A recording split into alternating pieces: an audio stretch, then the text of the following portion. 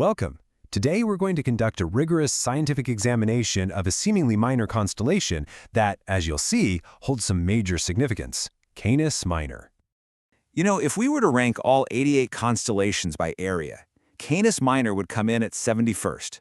It's really just a modest patch of our celestial sphere, covering only about 183 square degrees. And yet, within that small boundary shines the 8th brightest star in our entire night sky. It's a beacon that's visible to nearly all of humanity. So that raises the question, right? How can such an astrophysically significant object exist within such a tiny celestial footprint? Well, this apparent contradiction is exactly what we're going to investigate. Okay, let's dive into this. First things first, we have to establish its fundamental coordinates. You see, understanding where it is in the sky is the first step to understanding what it is.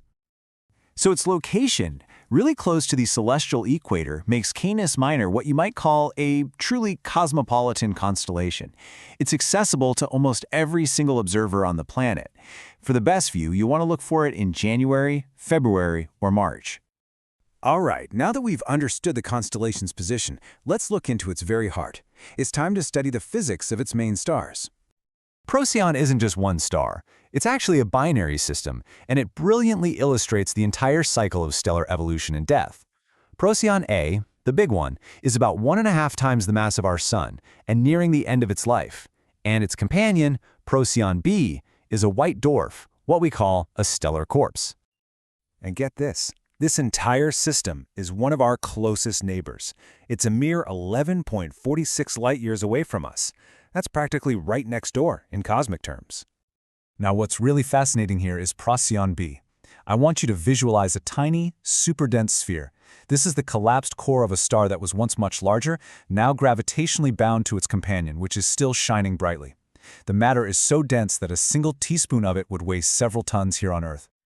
Now, let's move on to the constellation's other bright star, Gomeza. This star exhibits some really extreme physics. It's rotating at a velocity that exceeds 210 kilometers per second. This incredible rotational speed actually flattens the star into what we call an oblate spheroid. Think of a squashed ball. And it's spinning so fast that it's shedding a disk of incandescent gas from its equator. It's a pretty dramatic phenomenon, and it's characteristic of what astronomers call B-stars. While Canis Minor might lack the kind of grand nebulae you'd find in Orion, there's a different kind of cosmic treasure hidden here. Hiding in this patch of sky is Luton's star.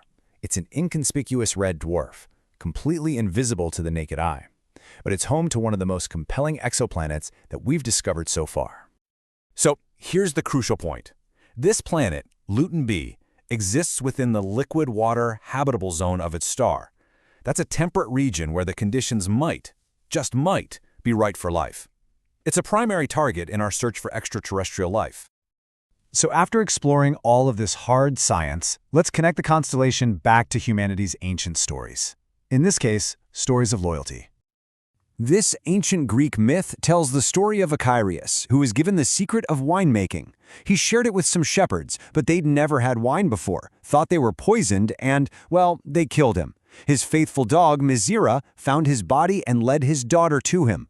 They were so overcome with grief that they both died, and Zeus, moved by their story, placed them all in the heavens. Icarus as the constellation Boötes, Oregano as Virgo, and the loyal dog Maera as Canis Minor.